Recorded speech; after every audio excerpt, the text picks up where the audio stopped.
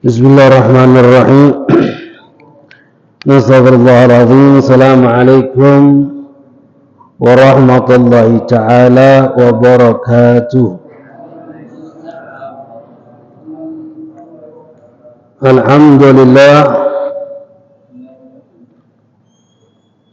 Alhamdulillahilladzi farada alaina ta'allum asra'il Islam wa ma'rifati sahihi wa mu'amalati fasidiha li ta'rifi halal wal haram wa ja'ala ma man 'alima dhalika wa 'amila bihi huludu fi daris salam wa ja'ala ma syara man khalafa wa asawdar intigam. Asyhadu an la ilaha illallah wa la syarika lah al-manna bi ni'mal jisam wa asyhadu anna sayyidina Muhammadan abduhu wa rasuluh al-mab'utsu rahmatan lil anam sallallahu wasallam alaihi wa ala alihi wa sahbihi barratil kiram. Allahumma salli wa sallim ala sayyidina Muhammadin mibtabi birahmatillah adana ma fi ilmillah salatan wa salaman daimin mutalazimin bidawal mulkillah wa ala alihi wa sahbihi adada kulli dzaratin alfa marrah amma ba'd. Ayal aba akhwan mustami'in hadirin rahimani wa rahimakumullah. Alhamdulillah thumma alhamdulillah. Puji syukur kehadirat Allah Subhanahu wa taala atas berbagai macam limpahan rahmat, nikmat yang tidak henti-henti Allah berikan kepada kita. Terutama nikmatul Islam, nikmatul iman, nikmat kita dijadikan umat Nabi Muhammad sallallahu alaihi wasallam. Nikmat hidayah, inayah, taufik, wasihah, wal afiyah. Begitu juga salawat serta salam tidak henti-hentinya kita haturkan, hadiahkan kepada yang kita Nabi Muhammad sallallahu alaihi wasallam beserta para keluarganya, para sahabatnya, para pengikutnya ila akhir zaman. Ya ma'syarah hadirin wal hadirat rahimana wa rahimakumullah. Melanjutkan di dalam kitab Sulamul Taufiq dalam pembahasan tentang masalah suratul qabul shalah indallah, syarat diterimanya salat kita di sisi Allah Subhanahu wa taala. Jadi ibadah ini ada standar sesuai dengan syariat, ada standar diterimanya amal itu di sisi Allah. Kalau standar syariat itu sah atau tidaknya di dalam amal yang kita lakukan, seperti sholat yang kita lakukan, jika memenuhi syarat di dalam hukum syarat sahnya sholat, menjauhi perkara yang membatalkan sholat, ya sah sholatnya. Ini katakan masalah diterima itu ada syarat lagi. Ini katakan jika memenuhi syarat ini baru amal kita itu arju lebih diharapkan untuk diterima di sisi Allah Subhanahu wa taala. Walaupun masalah Allah terima atau tidak itu hak prerogatifnya Allah Subhanahu wa taala. Tapi itu standar syariat. Ini katakan jika memenuhi syarat ini, syarat diterima salat kita di sisi Allah Subhanahu wa taala. Ini katakan di antara syarat diterimanya amal kita, salat kita di sisi Allah Subhanahu wa taala, yang pertama adalah sebagaimana kemarin kita bahas, yaksida biha wajhullah taala wahdah. Ini katakan harus niatan kita murni karena Allah Subhanahu wa taala. Harus ikhlas. Tidak melakukan amal itu kecuali hanya Allah Subhanahu wa taala. Karena ini perintah Allah Subhanahu wa taala di dalam amal ibadah kita. Sebagaimana Allah katakan wa ma umiru illa liya'budullaha mukhlisina al-huddin, dan tidaklah kita diperintahkan oleh Allah untuk menghamba kepada Allah kecuali dalam keadaan ikhlas di dalam agamanya Allah Subhanahu wa taala. Keikhlasan itu adalah ruhul amal. Ikhlas itu ruh dari suatu amal, asas fondasi dari amal yang kita lakukan. Dan kita tidak akan pernah diterima amal kita kecuali dengan ikhlas. Makanya keikhlasan itu penting. Hukumnya adalah wajib di dalam amal tersebut. Kalau kita tidak ikhlas, maka tidak akan diterima amal kita di sisi Allah Subhanahu wa taala. Bagaimana Syekh Muhammad Nawawi bin Umar Al-Bandani rahimahullah membagi keikhlasan itu menjadi 3 bagian. Yang pertama tadi, amal karena Allah Subhanahu wa taala, tidak karena takut akan neraka, bukan karena mengharapkan surga. Memang murni karena Allah Subhanahu wa taala. Lalu yang kedua, derajat keikhlasan itu melakukan amal itu karena rasa takut akan azab neraka atau menginginkan ganjaran pahala surga di sisi Allah. Lalu yang ketiga, derajat ikhlas juga yang paling terakhir, ada embel-embel duniawinya dalam melakukan amal itu karena Allah, tapi jika melakukan amal itu kita akan mendapatkan kebaikan di sisi dunia. Nah, itu sisi yang ketiga, derajat yang ketiga. Seperti apa? Kalau kita melakukan sholat duha, rezeki kita diluaskan oleh Allah. Kalau kita lakukan sholat, Allah akan perbaikin hubungan kita sama manusia. Nah, kalau lagi susah, coba benari sholatnya. Insya Allah baguskan, hilangkan kesusahannya. Itu kan ada embel-embel duniawi kita. Itu ikhlas juga. Nah, itu ikhlas juga. Tapi derajat yang pertama itu tadi, melakukan ketaatan hanya karena Allah Subhanahu wa taala. Sebagaimana panjang lebar kita membahas tentang bab ikhlas. Memang tidak gampang ikhlas itu, berat. Sangat-sangat susah ikhlas itu. Tapi lakukan. Kalau dia ikhlas, minta ampun sama Allah Subhanahu wa taala. Yang harus kita pahami itu, kita sadar diri dulu bahwasanya amal kita ini tidak ikhlas. Sadar diri dulu kalau kita ini punya penyakit hati. Dalam hati kita ini yang selalu melakukan amal itu bukan karena Allah Subhanahu wa taala. Kebanyakan karena sesuatu yang lain. Banyak hal. Contoh masalah sering Anda sampaikan, masalah sedekah. 10.000 ikhlas. 1.000 ikhlas, 2.000 ikhlas. Kalau 10.000 tidak ikhlas, mana yang lebih afdal? 1.000, 2.000 atau 10.000 tadi? Mana yang lebih afdal? 10.000 ikhlas, 1.000.000 tidak ikhlas. Mana yang lebih afdal? Mana yang lebih afdal? Yang lebih afdal itu 1.000.000, walaupun tidak ikhlas. 10.000 itu ikhlas gak? Tidak. Kenapa tidak? Karena kita menilai nilainya, bukan karena amalnya. Kalau karena amalnya, karena Allahnya, kita tidak akan nilai antara 10.000 dengan 1.000.000 itu sama bagi kita. Kalau memang karena Allah. Kalau karena memang karena Allah, kita tidak nilai duitnya, nilainya tidak nilai. Ya amalnya karena Allah, ya sudah karena Allah. Tapi kalau kita sudah mengambil nilainya, maka situ sudah ada ikhlas itu sudah. Itu ikhlas itu yang kayak itu. Kalau lakukan amal itu ya sudah karena Allah. Makanya Imam Ghazali itu pernah menyampaikan di dalam kitab Ihya, menceritakan si A kita sering berbuat baik sama si A. Si B tidak pernah, kita tidak pernah berbuat baik sama si B, dan kita tidak kenal pula sama si B. Kalau si A kenal, kita berbuat baik, sering kita minjem, sering kita berikan hadiah. Suatu saat si A dan si B ini melakukan keborokan sama kita. Mana yang lebih sakit hati kita? Sama si A apa si B? Si A. Sama si A sakit hati kita. Kenapa? Karena kita sering berbuat baik sama dia. Maka kata Imam Ghazali, kebaikan yang kita lakukan sama si A ini, semuanya riya, tidak bernilai di mata Allah. Kenapa? Karena ketika kita berbuat baik itu ada harapan, dia pun juga akan berbuat baik sama kita. Nah, sampai seperti itu ya tentang bab ikhlas itu. Begitu juga sering kalian sampaikan, nyenengkati uang itu besar apa pahalanya? Nyenengkati anak bini besar apa pahalanya? Besar apa pahalanya? Nyenengkati anak bini.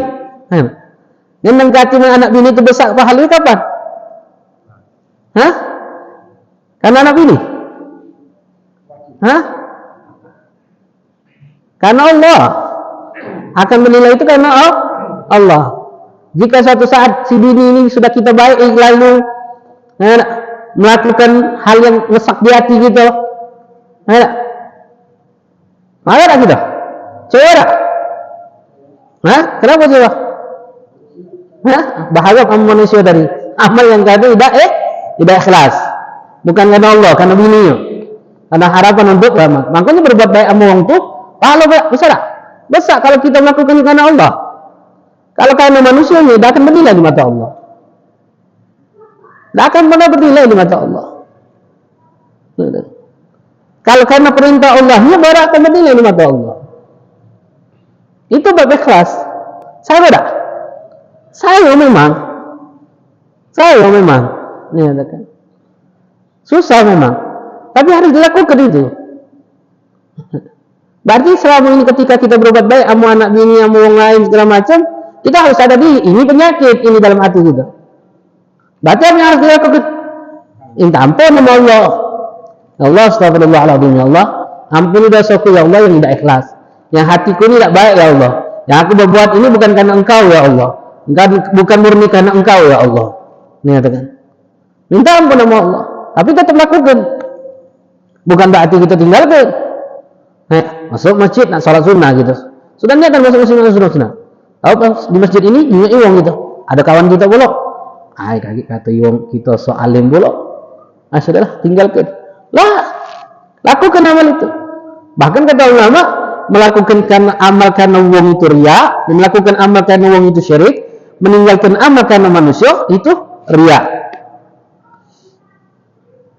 Lakukan syirik, meninggalkan riya. Bayangkan. Jadi jangan lakukan baik, habis itu minta ampun sama Allah. Berusaha untuk menghilangkan sifat ketidakikhlasan itu dalam diri kita. Sifat riya itu. Begitu juga sholat.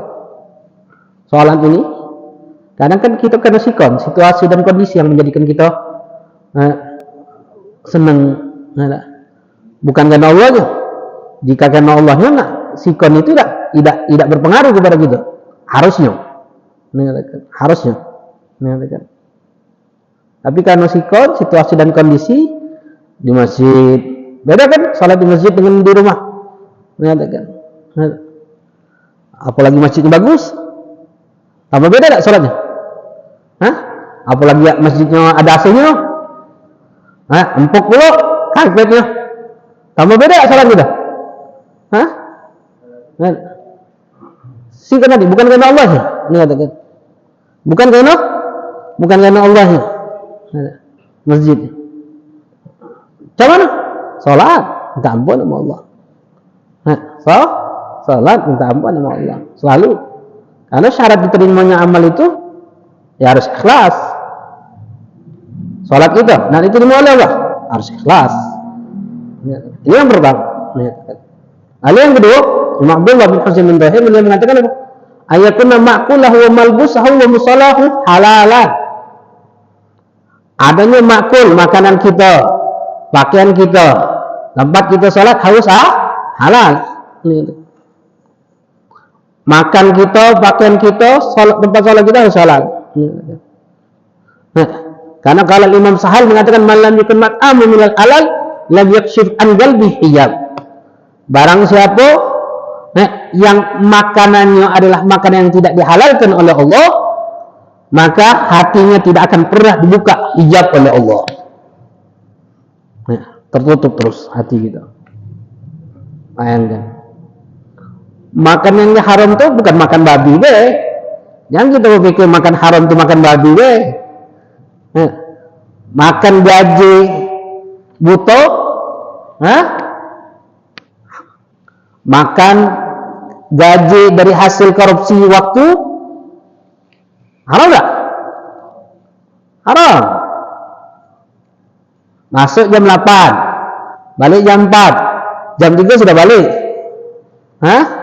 Gaji tetap dikurangi enggak gaji? Enggak. Hak kita bukan itu harusnya. Hak kita bukan? Bukan hak itu. Ada pertanggungjawaban.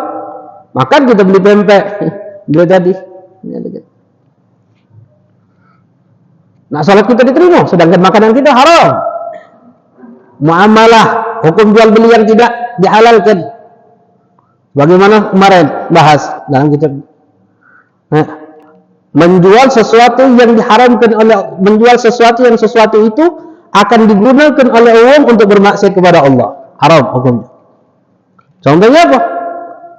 Macam ada orang ngomong mana, Ustaz anak ni alhamdulillah taubat sudah, taubatan nasuha, tidak lagi melakukan maksiat. Kalau dulu anak ni hobi galak ngadu ayam Ustaz, sekarang ni taubat sudah, yang rezeki yang halal kata dia. Alhamdulillah dengan bagus mengatakan. Nanya apa sekarang bukaan bisnis? Bukan apa? Ustaz biasa Ustaz, terima ayam Ustaz, kecil-kecilan Ustaz. Tapi jadilah Ustaz, untungnya Ustaz juga lumayan. Masya Allah anak ayam, jalan anak ayam. Masya Allah. Yang warna-warni itu kan, berapa sikapnya? 100 pihak, 100.000 Ustaz. Warna itu, ayam yang galak jual budak SD itu nya. Oh bukan Ustaz. Ayam apa? 500.000 jan. Ayam jago. Oh nya. 4.000. Iya Ustaz, ayam jago itu. Anaknya. Iya. Oh Masya Allah nya. Untuk apa? Makan apa? Obat apa? Tidak Ustaz. Untuk apa orang beli ayam itu? Sembelih apa untuk apa? Tidak, untuk aduan. Oh, sama kan jadi. Dosa yang jadi. Haram jalan itu. Dosa. Dosa apa? Jualan sesuatu yang akan digunakan itu untuk maksiat sama Allah. Contoh lagi jualan. Ada lagi sikap lagi. Jalan pasar. Pasar Ustaz, jalan Ustaz. Alhamdulillah Ustaz, rezeki yang halal Ustaz. Oh, bagus kan? Pasar. Jualan apa yang dibuka di pasar? Jualan jalan lepis Ustaz. Oh Masya Allah. Jalan lepis. Bagus ya, besar-besar. Ada yang gobo-gobo tak? Katik katanya Ustaz. Yang kecil-kecil Ustaz. Gobo tak? Bukan Ustaz. Karena pendek itu. Jalan lepis pendek. Pucuk lutut itu. Anak lepis pendek. Pucuk lutut. Siapa memakainya? Budak betina Ustaz. Budak betina. Anak-anak. Bukan Ustaz. Wah, haram untuk dijual itu. Haram lah. Haram. Kenapa? Wah, makan maksiat dengan celana itu. Mana nak halalnya ni? Nah kita ni kebanyakan berpikir makan yang haram itu adalah makan apa? Babi, anjing. Bahwa haram itu. Kalau makan jualan dari hasil yang diharamkan tidak haram itu. Hati-hati ikhwan. Muamalah kita wajib mempelajari sikap bab muamalah. Haram masuk di dalam muamalah, di dalam hukum jual beli, sewa menyewa, hukum gade dan berbagai macamnya tanpa kita mengetahui hukum tersebut. Kenapa? Karena kita akan memakan sesuatu yang diharamkan oleh Allah, baik kita inginkan atau kita tidak inginkan hal tersebut. Yang akhirnya apa? Salat kita tidak terima oleh Allah Subhanahu Wa Taala. Kenapa? Karena makan makanan seperti yang diharamkan oleh Allah. Makanya hati-hati. Wa tusarri'at ilahil uqubat. Yang makan makanan yang diharam itu akan dipercepat oleh Allah, akan diberikan azab. Wala tanfa'u salatu wala siyamu wala sadaqatu. Maka tidak akan pernah bermanfaat salatnya, puasanya, sedekahnya tidak akan pernah bermanfaat. Rasulullah SAW mengatakan la tuqbalu sadaqah minal ghulul. Allah tidak akan pernah menerima sedekah dari sesuatu yang diharamkan oleh Allah. Nak jadi Robin Hood. Dari yang haram disedekahkan. Boleh tidak? Tidak boleh, haram. Kalau sudah sesuatu yang diharamkan oleh Allah, tidak boleh kita sedekahkan. Karena sedekah dengan sesuatu yang diharamkan oleh Allah itu tidak akan diterima oleh Allah. Tidak akan pernah diterima oleh Allah. Kita makan yang diharamkan pun tidak diterima sedekah kita. Sedekah dari yang halal, tapi kita makan yang diharamkan oleh Allah, tidak diterima sedekah kita. Wa qala Syekh Ali Sadili, man akalat halal la'an qalbahu wa rigar wa nar wa dhalla namu. Orang yang memakan yang dihalalkan oleh Allah, maka hatinya akan terang, hatinya akan lembut, hatinya akan bercahaya, dan sangat sedikit dia akan tidur. Wong makan yang halal. Walam yuhjab an hadratillahi ta'ala. Dan dia tidak akan pernah tercegah, tertutup daripada hadratillahi ta'ala, kehadrat Allah Subhanahu Wa Ta'ala kepada dia. Artinya dia akan lebih khusyuk di dalam amal yang dilakukan. Waman akal ghairi halal, barang siapa yang memakan yang diharamkan oleh Allah, yang tidak dihalalkan oleh Allah, ghasan qalbu, hatinya akan keras, wa ghalad wa adlam, hatinya akan gelap, akan melakukan kezaliman, wa hijab an hadratillah, dan hatinya akan tertutup dari Allah Subhanahu Wa Ta'ala. Makan yang haram, ini katakan. Wa qala al khawas, Sayyidina Ali Al-Khawas rahimahullah. Beliau mengatakan apa? Man akal haram wa atala al-ibadah wa huwa kal hamam alladhi raga ala baydil fasid fa huwa yata'abu nafsahu fi tulil maqam la yafrah syai'an bal yakhruj madram. Ali mengatakan apa? Orang yang memakan makanan yang diharamkan oleh Allah. Wa atala al-ibadah. Ibadahnya panjang, banyak ibadahnya. Salatnya Masya Allah, puasanya Masya Allah, umrahnya Masya Allah, hajinya Masya Allah, sedekahnya Masya Allah, luar biasa amal ibadah. Wa atal al ibadah, tapi makan makanan yang diharamkan oleh Allah, fahuwa kal hamam alladhi ragada al baydil fasid, maka dia seperti burung yang ngeremi telur busuk. Ya tak nafsahu fi tulil maghrib, nyusah ke diri dia deh. Telur busuk digebi, netes tak? Nah akan netes. Mengatakan, jadi layak rosyai'an, tak bakal netes telur itu. Tak akan pernah memberikan manfaat daripada apa yang dia lakukan. Bal yakhudhu madran, bahkan telur itu kalau pecah keluarnya apa? Ulet. Seperti itulah amal ibadah yang luar biasa, tapi kalau dia memakan makanan yang diharamkan oleh Allah. Hati-hati ikhwan. Cari rezeki-rezeki yang halal.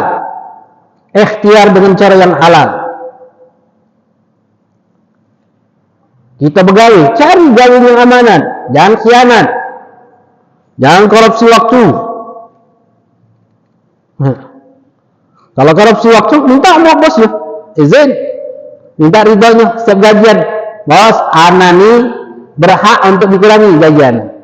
Karena anak pernah masuk jam 8 balik jam 4, sebelum jam 4 sudah balik. Potonglah gaji nih bos. Nanti kan kamu bos, ini bukan hak anak, haram anak ini. Nanti kan, nanti kan. Ya mak, kalau bosnya kita tahu, kalau bosnya tidak tahu, kalau duit rakyat, hati-hati. Allah Allah, Allah Allah, hati-hati kawan dengan urusan ini. Karena apa yang kita lakukan pasti akan dimintakan pertanggungjawaban oleh Allah. Wa amal ma syi'ta fa innaka mazzi'un bih, kata Nabi. Lakukanlah apa yang kalian ingin lakukan, kau akan dibalas oleh Allah. Kau lakukan ketaatan, kau dibalas oleh Allah. Kau lakukan kemaksiatan, kau dibalas oleh Allah. Jangan menganggap remeh di dalam hal-hal perbuatan maksiat. Jangan pernah menganggap remeh. Ini kata.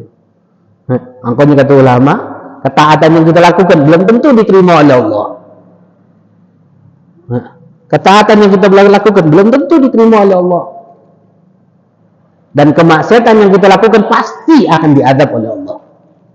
Pasti akan diadab oleh Allah. Maka daripada itu, jangan berbangga hati dengan amal yang banyak yang kita lakukan. Dan jangan pernah menganggap remeh di dalam perbuatan maksiat yang kita lakukan. Karena itu pasti akan pertanggungjawaban ada di dalam. Hati-hati makan-makan yang diharamkan oleh Allah. Ibadah kita tidak akan diterima oleh Allah Subhanahu wa taala.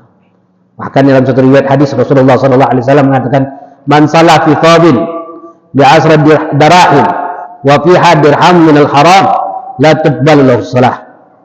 Rasulullah mengatakan, barang siapa yang sholat memakai satu baju, baju ini harganya 10 dirham, tapi di situ ada satu dirham yang diharamkan oleh Allah, maka sholatnya tidak akan diterima oleh Allah. Jadi jangan sebasing-basingan ini baju nih yang buat kita sholat ini, apalagi dengan hal lagi nih, nak pilihan-pilihan ini, nyogok haram, nyogok itu haram tak? Haram. Nak pilih sekarang, Dinjak duit 200, 100 ribu, 200 ribu untuk pilih dia. Apa hukumnya? Haram. Enggak, Ustaz, dia dah minjak duit Ustaz. Minjak sewet weh. Minjak mengkena weh. Hati-hati, haram. Hati-hati. Sogok menyogok itu. Sunil itu. Haram. Tak boleh kita terimanya. Ini anggap remeh kita. Oh senang kan? Oh Ustaz, alhamdulillah nah. Anak itu dapat 1 juta, ngajak uang, sika uang dapat 200.000 milih dia. Haram gitu, ikhwan, haram. Jadi itu kita makan, salat kita hebat, diterima salat kita di sisi Allah. Beli ke baju koko pula, baju gamis di 200 tadi, balasat beli ke baju gamis, pakai salat akan diterima oleh Allah. Ya, hati-hati. Ya Allah, mastama halal wal haram illa galabul haramul halal. Barang siapa yang di situ dikumpulkan, gabung ke belah yang halal haram, gabung ke belah, maka sudah pasti yang haram itu, yang halal itu akan dikalahkan oleh yang haram. Ini wajib, ini yang terjadi dalam kehidupan masyarakat kita, ikhwan. Jangan anggap remeh. 1.000, 200.000, buat apa? Sehingga kita beramal kita tidak akan diterima oleh Allah Subhanahu wa taala. Belum lagi pertanggungjawabannya kita nanti di akhirat. Kita milih dia, ada pertanggungjawaban di hadapan Allah nanti. Apapun yang dia lakukan, apapun yang sampai kepada kita milih, tidak milih, ada pertanggungjawaban di hadapan Allah. Wah, Ustaz, anak tidak milih, Ustaz, ada pertanggungjawaban di hadapan Allah. Anak milih, Ustaz, ada pertanggungjawaban di hadapan Allah. Anak apa? Kampanye apa? Tim suksesnya. Apalagi dia? Jahil murakab itu. Manfaat, tidak ada manfaatnya. Kalau kamu nak jadi tim sukses, jadilah tim sukses Rasulullah. Itu yang akan jadi manfaat untuk kamu, dunia dan akhirat. Kalau kita jadi tim suksesnya Rasulullah. Nah, ini HP, ini tim sukses Rasulullah. Ngajak masyarakat, ngapo? Anak tim suksesnya Rasulullah. Nyatakan. Nah, yang ada duit keluarkan untuk majelis, keluarkan untuk dakwah. Untuk apa? Tim suksesnya Rasulullah. Ini tim sukses di dalam maksiatan. Na'udzubillah, sama na'udzubillah. Ikhwan, ini wajib, ini jelas hukum.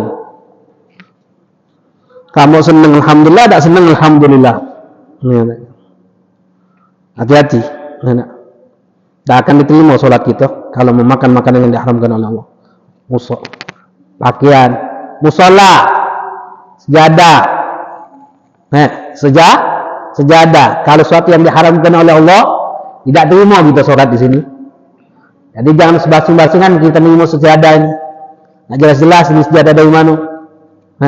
Saat ini ada tim sukses jumbang sejadah untuk masjid. Tidak usah terima. Wong sholat tak terima oleh Allah. Nah, ada sikap masjid dapat sumbangan dari bank, dari bank sejadah karpet dengan nilai masjid itu 200 juta.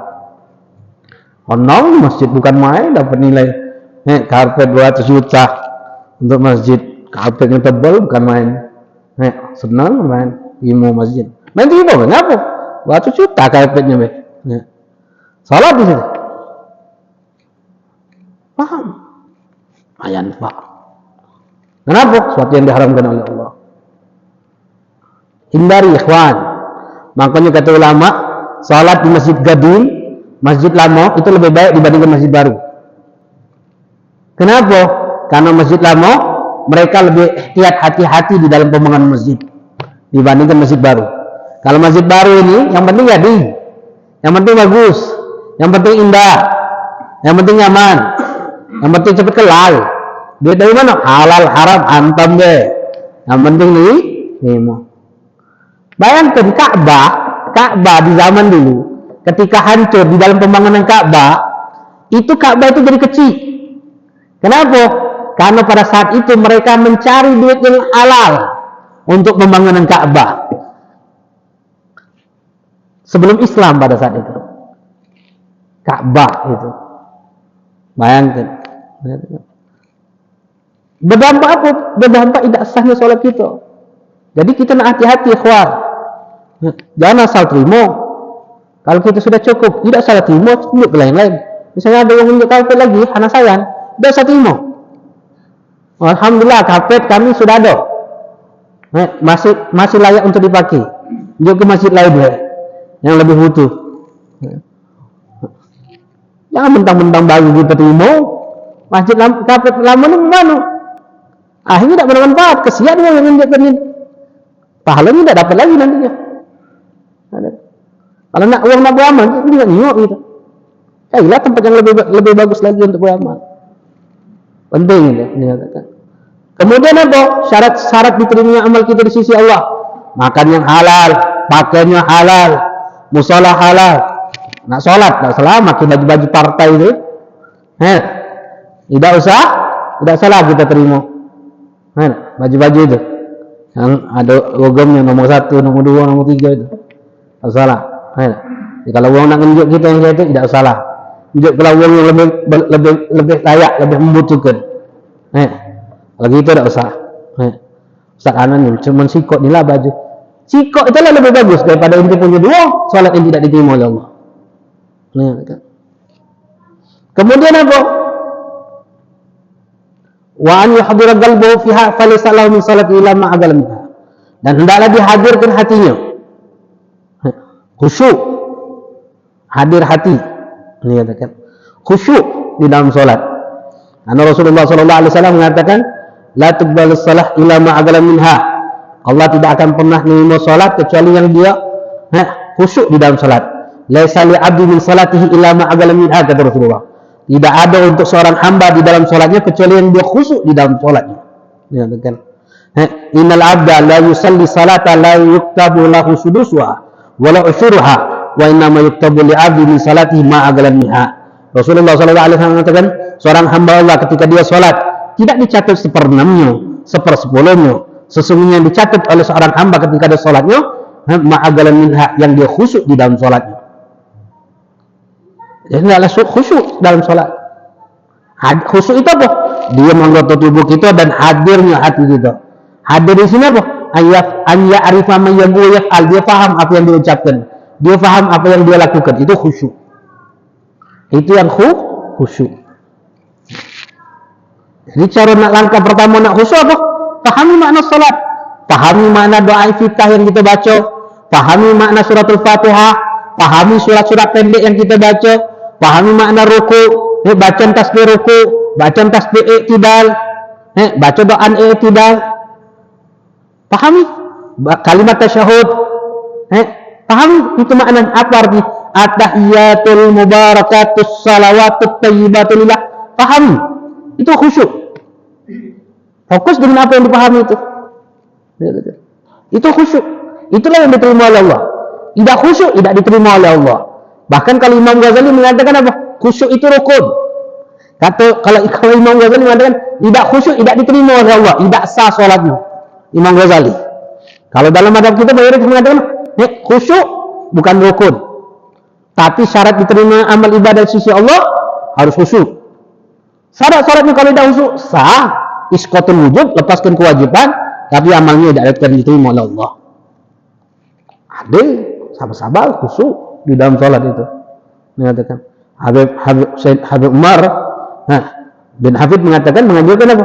Khusyuk di dalam tegak. Fokuslah kau ketika salat posisi tegak, ketika kau tegak. Tidak fokus tegak ketika rukuk, fokuslah dalam posisi rukuk. Kau tidak dapatkan fokus di dalam tidak khusyuk di dalam rukuknya, fokuslah atau khusyuklah kau di dalam posisi i'tidal.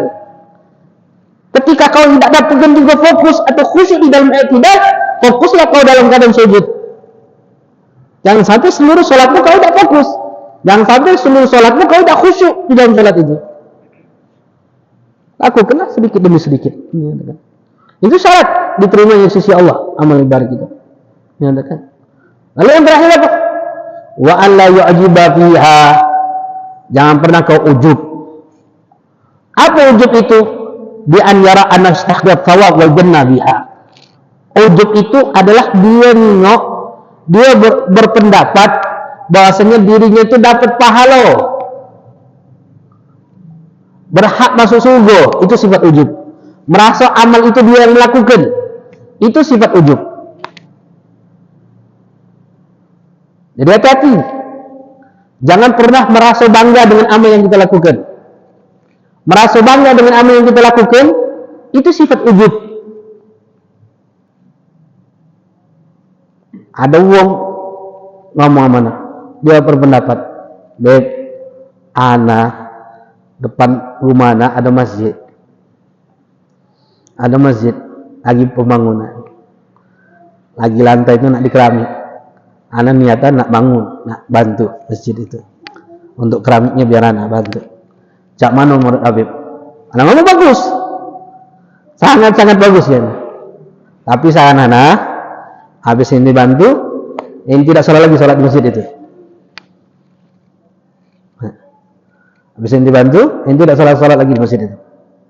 Kecuali inti baca menjaga hati inti. Oh, Beb, sago depan rumah hanya masjid. Sago. Depan rumah lah masjid. Mana enggak di sini?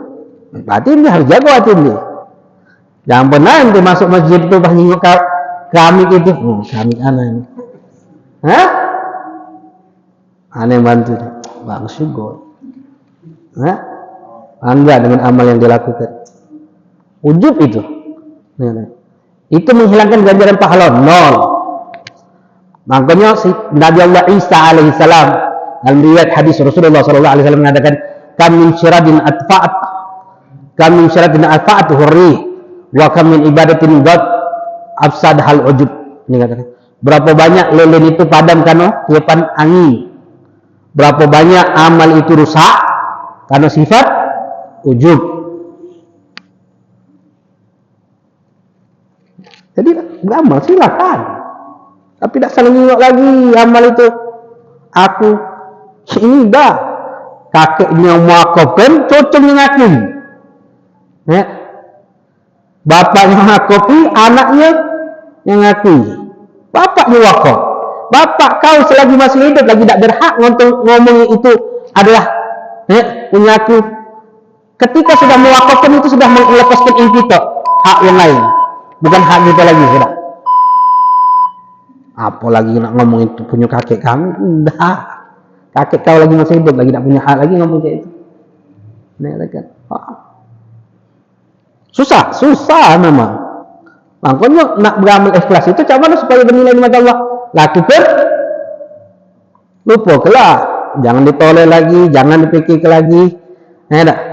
Makanya Rasulullah itu menganjurkan kan, kalau nak beramal, tangan kanan ngenjuk, tangan kiri jangan tahu. Artinya apa?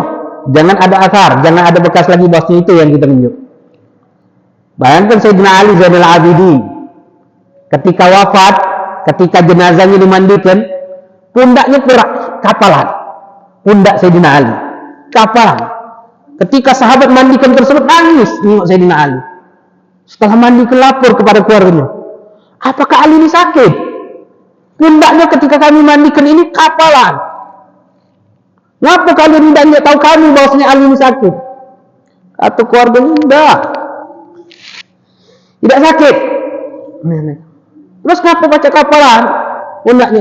Ini katakan, oh, karena setiap hari beliau itu bawa beras pada malam hari, menjoi ahli Madinah makanan beras. Satu kota Madinah itu tak kalian tahu yang menjoi mereka makan. Setiap pagi buka pintu sudah ada beras depan mereka, sudah ada makanan depan pintu mereka, dan mereka tak pernah tahu siapa yang memberikan kecuali ketika Sayyidina Ali meninggal dunia baru ketahuan yang menjoi itu Sayyidina Ali Zainal Abidin. Amal yang mengajarkan kepada kita supaya amal itu bernilai di mata Allah. Lakukan, lupakan. Tak usah nak tahu galau. Sembunyikan. Ini dah kalau pacak tahu galau. Aku yang beramal. Foto pula, simpan pula. Mana nak amal gitu? Solat. Supaya wong senang dengan amal yang kita lakukan. Ini syariat, ini nasihat. Mudah-mudahan kita bisa mengamalkan amalannya. Wallahu a'lam. Ada yang lain? Nah, ya tu.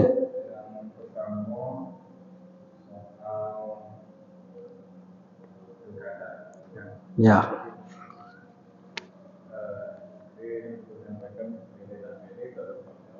Ya.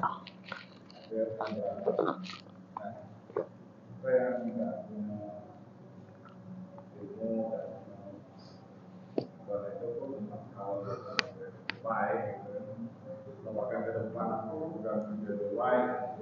Saya juga sebenarnya kan, nah akhirnya kami ini ya sudahlah, sama lama yang sosial bentuknya adalah sebagai dukung dan olahkan Ya.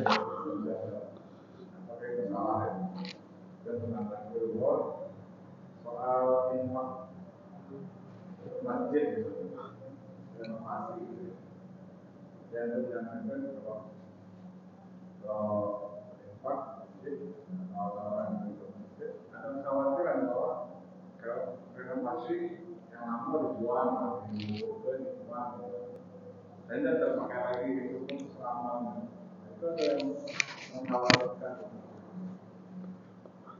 uang pencerahan. Jadi ada dua pendapat. Pertanyaan masalah kampanye ini, pemilihan wakil daerah ini. Siapa yang nak kita pilih ini sekarang? Nggak bingung gitu. Nggak, melok siapa? Nggak ngerti. Ah, sudahlah, melok ustaz belah, melok kiai, melok ulama. Nggak. Apakah boleh? Jatuh, silakan. Antum milih melok bertanggung jawab, antum tidak melok juga bertanggung jawab. Nggak. Cuman kalau kita jengok, ya siapa lagi nak kita peloi kecuali para ulama. Nak kado nak kita meloi wong yang tidak paham dengan agama. Lebih baik kita meloi wong yang paham agama itu be. Tapi ingat, walaupun kita melok dia, tetap kita akan ada pertanggungjawaban di hadapan Allah Subhanahu Wa Taala.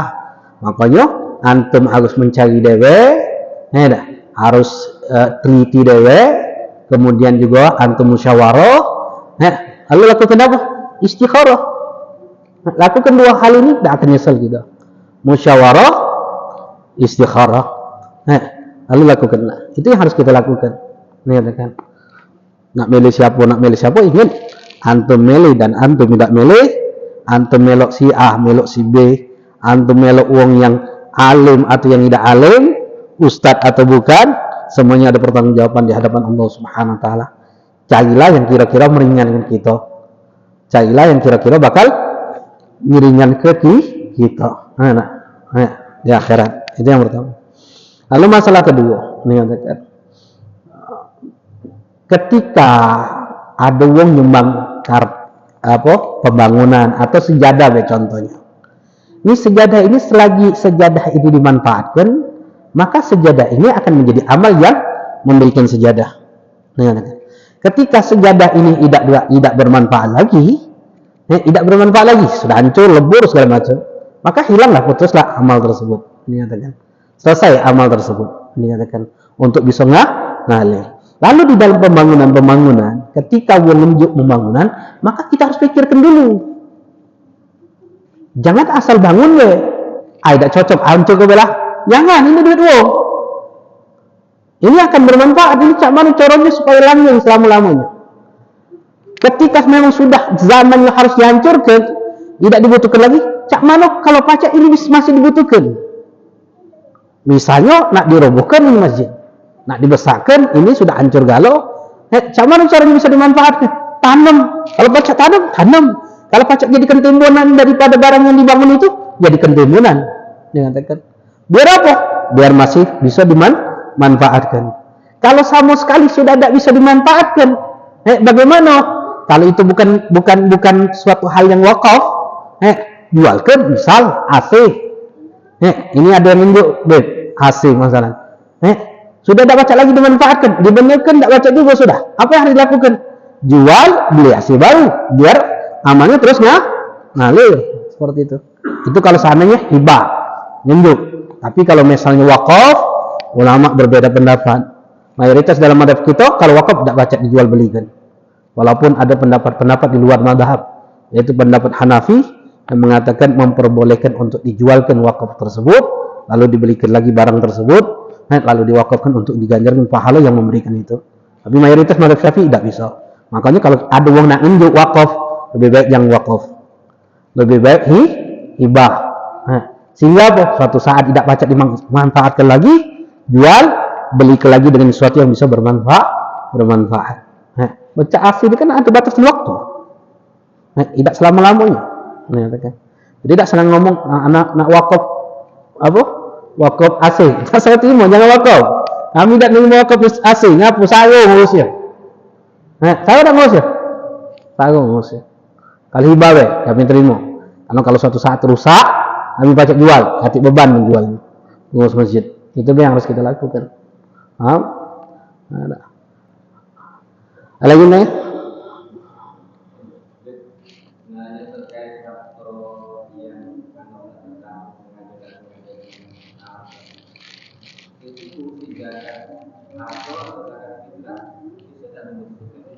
Hah? Amal kalau sengaja kita tahu itu duit haram, tak boleh kita campurkan. Kalau tidak tahu, subhat duitnya. Maka hukum subhat ini dalam hukum syariat mengatakan hukum subhat ini dalam hukum syariat. Kalau kita faham ini haram, wajib kita pisahkan. Tidak boleh. Tidak baca kita jadikan zakat ini, karena bukan hak kita. Mana kita nak bisa membersihkan duit itu untuk membersihkan dosa kita, ini lagi bukan duit kita, tak baca kita zakatkan. Kalau kita tahu nih gitu.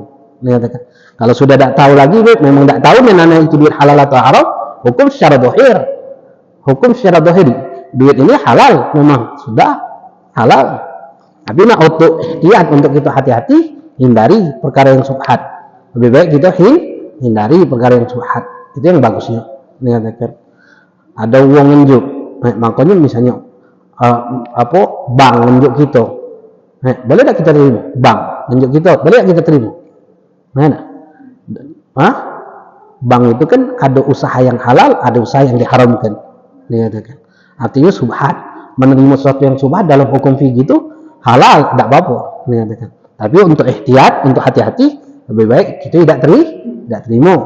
Berbeda sesuatu yang haram, tidak boleh kita terima. Untuk ihtiyat kita, untuk hati-hati, lebih baik kita tinggalkan. Itu saja. Wallahu a'lam. Mudah-mudahan Allah berikan kemudahan bagi kita untuk bisa istiqamah dalam ketaatan kepada Allah Subhanahu wa taala.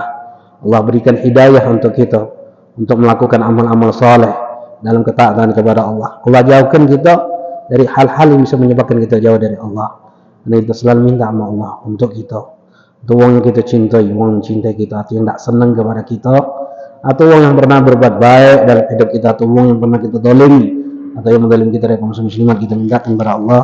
Mudah-mudahan Allah ampuni dosa kita dan dosa mereka, dan Allah matikan kita dan mereka dalam keadaan husnul khatimah.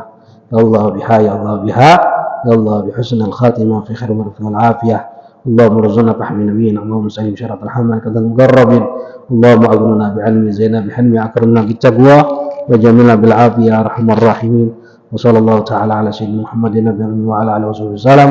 الحمد لله رب العالمين. سبحانك اللهم وبحمدك اشهد ان لا اله الا انت استغفرك واتوب اليك. هذا ما اقول لكم ولكم منكم. السلام عليكم ورحمه الله تعالى وبركاته.